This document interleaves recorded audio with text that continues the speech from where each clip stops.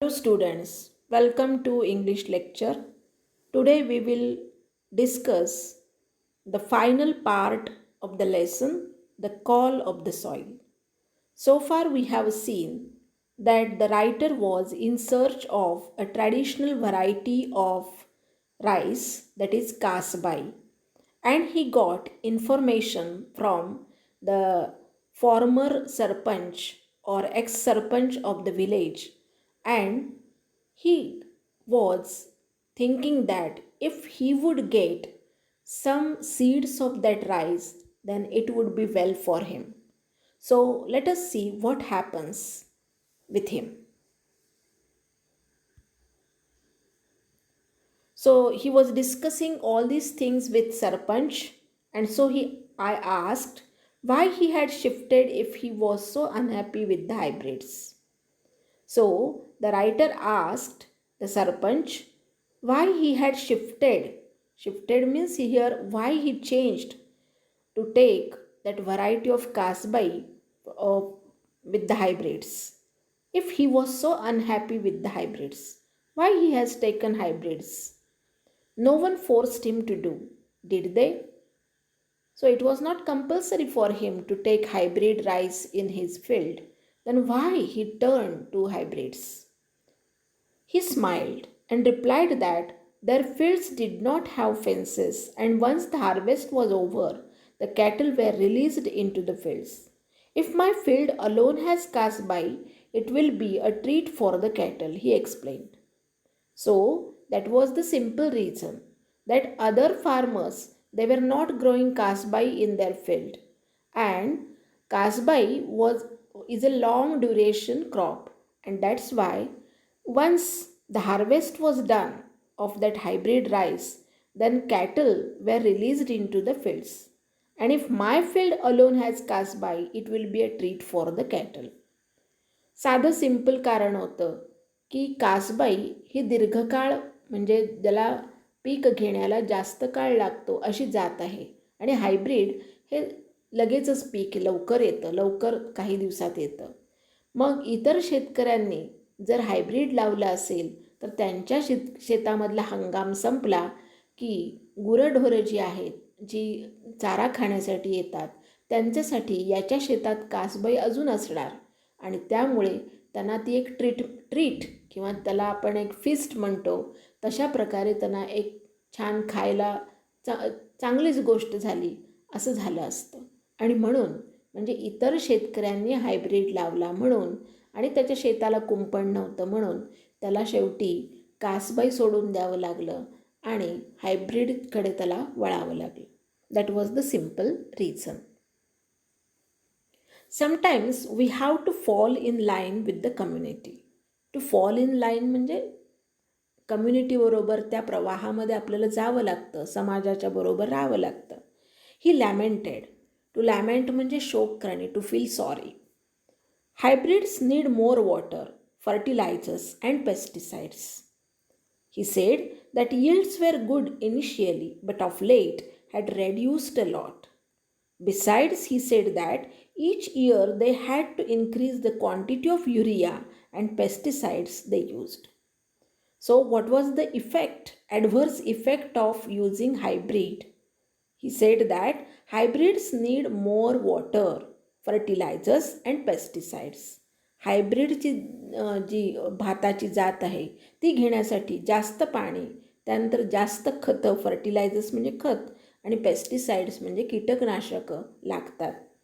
He also said that yields were good initially. Means at beginning the yields means production, rice production was very good, but of late had reduced a lot. पण नंतर मात्र भात येण्याचं प्रमाण कमी झालं, पीक येण्याचं प्रमाण कमी झालं. आधी खूप भरपूर आलं पण नंतर मात्र कमी झालं. बिसाइड्स, याशिवाय he said that each year they had to increase the quantity of urea. Urea हे एक खत आहे, खताचा प्रकार आहे आणि जो केमिकल आहे. And pesticides they used. आणि खत म्हणजे केमिकल खत आणि त्याचबरोबर पेस्टिसाइड्स म्हणजे कीटकनाशकांचा वापरसुद्धा वाढवावा लागला. So in this way, that was the bad side or adverse side of that hybrid. It was as if the newer hybrids had an insatiable appetite for chemicals. Insatiable means unlimited, which is not satisfied. So it was as if the newer hybrids had an insatiable appetite. Appetite म्हणजे भूक ज्याला म्हणतो आपण for chemicals.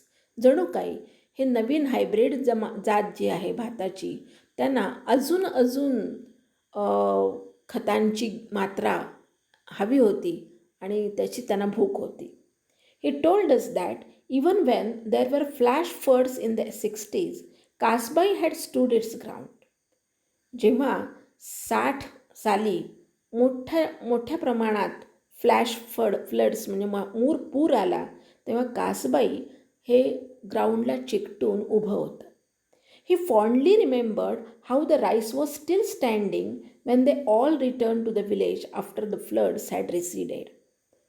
Floods receded म्हणजे कमी होते. पुराचं पाणी मागं जसं गेलं कमी झालं तसं त्याला अजून आठवतं की कासबाई ही भाताची जी जात आहे ती अजूनही ताठपणे उभी होती. ती जमीनदोस्त झाली नव्हती पुराच्या पाण्यामुळे. हे त्याला अजूनही आठवतं. Such was the strength of the rice. ही त्या भाताची स्ट्रेंथ, त्या जातीची, त्या भाताचा जो प्रकार आहे त्याची स्ट्रेंथ होती, त्याचं बल होतं. But look what we have done, he rued. त्याने शोक केला. Rued means here he fell sorry that look what we have done. आता बघा की एका पुरामुळे भाताची सगळी शेती निघून जाते आणि हे केवळ कशामुळे झालं? हायब्रीड भातांच्या प्रकार घेण्यामुळे झालेलं आहे. As he went on reminiscing about the rice, remembering about the rice, we gently guided him back to the reason for our visit, the Kasbai seeds. जसं जसं तो आपल्या त्या राईस कासबाईच्या आठवणीमध्ये गुंतला तसं तसं त्याला पुन्हा पुन्हा वस्तुस्थिती आम्ही कशासाठी त्याच्याकडे गेलो होतो याबद्दल त्याला आठवण करून दिली. He was sure that there was not a single villager in his area who would have the seeds of कासबाई. त्याच्या ह्या खेड्यामध्ये कोणाजवळ कासबाई असेल असं कोणताही शेतकरी त्याच्याकडे नसेल असं त्याला वाटत होतं. According to him, the only people who still grew it were the Adivasis in a hamlet at the foothills of the mountains in the next village, Asarvari. So he was sure that Adivasis, perhaps in a hamlet म्हणजे छोटंसं खेडं ज्याला म्हणतो, at the foothills of the mountains in the next village, आसारवरी, दुसऱ्या गावात आसारवरी नावाच्या गावात की जे त्या पर्वताच्या पायथ्याशी होतं, त्या छोट्याशा गावामध्ये कदाचित एखाद्या झोपडीमध्ये त्याला आदिवासींकडे ही सीड्स मिळाले असते असं त्याला वाटलं. We bid farewell to Devhanda. To bid farewell means to say goodbye. So they bid farewell, they said goodbye to Devhanda, who lovingly blessed us and said, Mahalakshmi, the local goddess, will give you the seeds of Kasbai. त्याने आशीर्वाद दिला की महालक्ष्मी तुम्हाला नक्कीच कासबाईचे seeds किंवा त्याची ती बिया नक्की मिळवून देईल असं त्यांनी विश्वास व्यक्त केला आणि आशीर्वाद दिला. In Asarvari village, we asked the sarpanch to help us as we were not very fluent with the local dialect. त्या आसारवरी खेड्यामध्ये गेल्यानंतर तिथल्या सरपंचला त्यांनी मदत करायला सांगितली कारण they were not fluent with the local dialect. Fluent असणं म्हणजे उत्तम भाषा बोलता येणं, ओघवतेपणे बोलता येणं, आणि लोकल डायलेक्ट म्हणजे भाषा, language. So they were not fluent with the local dialect म्हणजे त्यांना तिथली भाषा चांगली येत नव्हती आणि त्यामुळे त्यांनी सरपंचांची मदत घ्यायचं ठरवलं. He sent his assistant Jeevan with us into the hills. त्याने जीवन हा तो त्यांचा जो सहाय्यक आहे त्याला त्यांच्याबरोबर दिलं. After half hour walk through thick vegetation, crossing numerous streams and ditches and scrambling over rocks and gravel, we reached the sleepy hamlet of Boripada. खूप जवळजवळ अर्धा तास चालल्यानंतर आणि कसं होतं, थिक व्हेजिटेशन होतं, घनदाट असं सगळीकडे गवत माजलेलं, क्रॉसिंग न्यूमरस स्ट्रीम्स, वेगवेगळे प्रवाह त्याच्यामध्ये होते, डिचेस खडक खंदक होते, अँड स्क्रॅम्बलिंग ओव्हर रॉक्स, आणि या दगडावरून त्या दगडावर स्क्रॅम्बल करत जाणं, उड्या मारत जाणं, आणि ग्रॅव्हल म्हणजे तिथली वाळू. We reach the sleepy hamlet of Boripada. झोपी जाणारं ते गाव, लवकरच झोपी जाणं म्हणजे लवकर संध्याकाळ तिथं होत होती, आणि अशा त्या स्लीपी निवांत असलेल्या त्या गावामध्ये, बोरीपाडामध्ये ते पोचले. There were just two ramshackle houses in front of us, and we wondered if this was the right place. रॅमशॅकल म्हणजे ज्याला पडझड झालेली, ज्याच्यामध्ये फारसं काही उरलेलं नाही, असे दोन घरं तिथं होती. आणि त्यांना आश्चर्य वाटलं की आपण खरोखरच योग्य जागेला येऊन पोचलो का. A wrinkled old woman sitting before one of the houses looked at us with curiosity. एक रिंकल्ड वुमन म्हणजे जिच्या चेहऱ्यावर भरपूर सुरकुते आलेले आहेत अशी वृद्ध स्त्री त्यांच्याकडे अतिशय क्युरियसली, उत्सुकतेने पाहत होती. As we approached her we signalled to Jeevan to ask the crucial question. जसे तिच्याजवळ ते गेले तसं जीवनला त्याने सांगितलं की तू तिला तो प्रश्न विचार, जो महत्त्वाचा प्रश्न आहे, crucial question, very important question. She muttered in reply and we looked at Jeevan for a quick interpretation. ती काहीशी पुटपुटली, टू मटर म्हणजे मनाशी स्वतःशी पुटपुटली, in reply as a reaction, and we looked at Jeevan for a quick interpretation. जीवनकडे पाहिलं त्याने की काय म्हणते. He broke into a smile and he smiled and informed us that she did have the rice and wanted to know who we were and why we wanted it. तिच्याजवळ कासबाईचे seeds होते हे जीवनच्या हास्यावरून कळलं, आणि जीवनने ते सांगितलं पण, आणि आम्ही कोण होतो, कशासाठी आलो होतो ह्याची उत्सुकता तिला होती. It was a difficult task to keep a straight face, and I had to control a strong desire to hug her. So writer was so happy, and it was very difficult for him to control his emotions, and he had a strong desire to hug her. चटकन तिला मिठी मारावी आनंदाने असं रायटरला वाटलं, कारण इतक्या शोधानंतर, इतक्या सगळ्या चर्चेनंतर, इतक्या लोकांना भेटल्यानंतर त्याला कासबाईचे सीड्स आता मिळणार होते. After searching for months, so he was searching for months, we had found elusive Kasbai. Elusive म्हणजे जणू स्वप्नातच असणारी, कधी भेटेल की नाही कासबाईचे सीड्स असं त्यांना वाटत होतं, ते आता त्यांना मिळालं. We explain to her that we were from Peth near by and we needed the seeds to grow it. We ask for 10 kilograms of rice.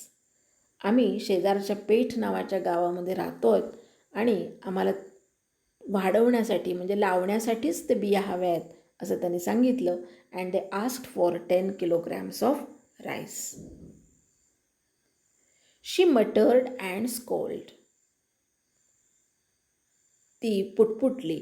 Jeevan interpreted that she had never heard of Peth village and also did not have a weighing scale. आणि जीवनने तिच्या त्या जे काय बोलणं होतं ते interpret केलं, त्यांना भाषांतर करून सांगितलं की तिने पेठ हे नावच ऐकलं नव्हतं आणि तिच्याकडे वजन नव्हतं. She was willing to give the seeds only in baskets. आणि बास्केटमध्ये, टोपलीमध्ये मी तुम्हाला सीड्स देईन असं तिने सांगितलं. We asked for a single basket of rice and Jeevan told us to pay her something. आम्ही तिला एक बास्केट, एक टोपली सीड्स मागितले आणि जीवनने त्यांना सांगितलं की तुम्हाला या बदल्यात काही द्यावं लागेल. I handed over a 100 rupee note and for the first time in the last 10 minutes her face broke into a smile. 100 रुपयाची नोट पाहिल्यानंतर मात्र त्या बाईचा चेहरा खुलला and there was smile on that face. She nodded her head in approval. आणि आता मात्र तिने सहमतीदर्शक मान हलवली. नॉड करणं म्हणजे मान हलवणं. As we walked back against the fading sunset, leaving behind a smiling old lady, I couldn't help but wonder that here, nestling in the foothills of an unknown mountain, away from the hustle and bustle of the road or the city, were the real people of India. जेव्हा ते माघारी आले तेव्हा संध्याकाळ होत आलेली होती. It was fading sunset. Living behind a smiling old lady. Lady was very happy and she had a smile on her face. I couldn't help but wonder, he was surprised, that here, nestling in the foothills, nestling म्हणजे राहणे, घरटं असणे, in the foothills of an unknown mountain, एका अपरिचित अशा पर्वताच्या पायथ्याशी राहणाऱ्या त्या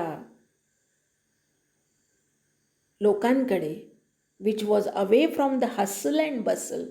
हसल अँड बसल म्हणजे गोंधळ जो आपल्या सिटीमध्ये असतो. Of the road or the city, रस्त्यावर असणारा गोंधळ किंवा शहरामध्ये असणारा गोंधळ याच्यापासून खूप दूर एका पर्वताच्या पायथ्याशी असलेल्या त्या छोट्याशा खेडेगावामध्ये आणि त्या छोट्याशा झोपडीमध्ये राहणाऱ्या त्या लोकांकडे, they were the real people of India. हेच लोक इंडियाचे खरे लोक आहेत, खरे रहिवासी आहेत, मूळ रहिवासी आहेत असं त्याला वाटून गेलं. And he was surprise to see that how Adivasis they are preserving our traditional crop varieties. And this is very important because only these people know the importance of these native varieties of crop, and we have to learn the importance of this traditional variety of any crop or rice. These were the people who still held on to the rich biodiversity of our land and no one even cared about them. हीच लोक आहेत की ज्यांनी आपली जी भारतामधली जी native आहे, जे आपल्या जमिनीतली जी जैवविविधता आहे, बायोडायव्हर्सिटी म्हणजे जैवविविधता आहे, त्याचं रक्षण केलेलं आहे. And no one even cared about them. आणि कुणालाही त्याची काळजी वाटत नाही, त्यांचीही काळजी वाटत नाही आणि त्या बायोडायव्हर्सिटीची पण काळजी कुणाला वाटत नाही. They had never heard of hybrids, fertilisers और पेस्टिसाइड्स. या लोकांनी कधीच कीटकनाशक किंवा केमिकल्स, फर्टिलायझर्स, हायब्रिड हे नावंसुद्धा ऐकलेली नाहीत.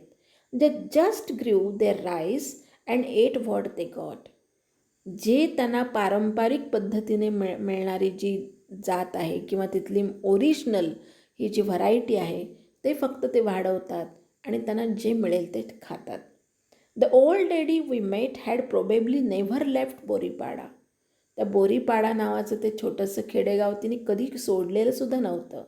हर world was unspoiled by progress. पण तिचं जग हे प्रोग्रेस नावाच्या तथाकथित गोष्टीने किंवा प्रगतीच्या नावाखाली तिच्या जगामध्ये कधीही म्हणजे स्पॉईल झालेलं नव्हतं, बिघडलेलं नव्हतं. And for once I was grateful for that.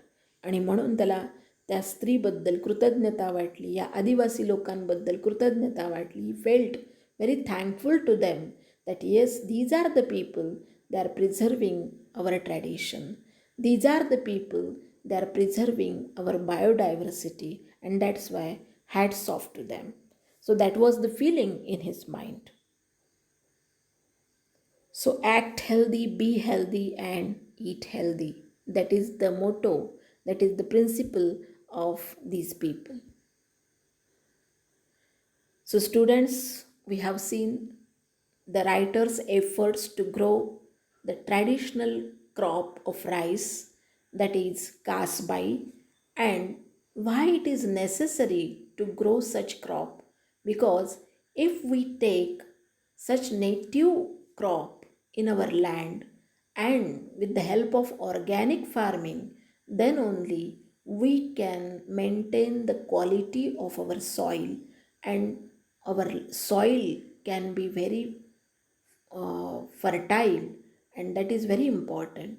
Otherwise, the overuse of chemicals, overuse of pesticides, overuse of fertilizers, that will, what you call, had have adverse effect on our land, and we may lose the quality of our land, the quality of our soil.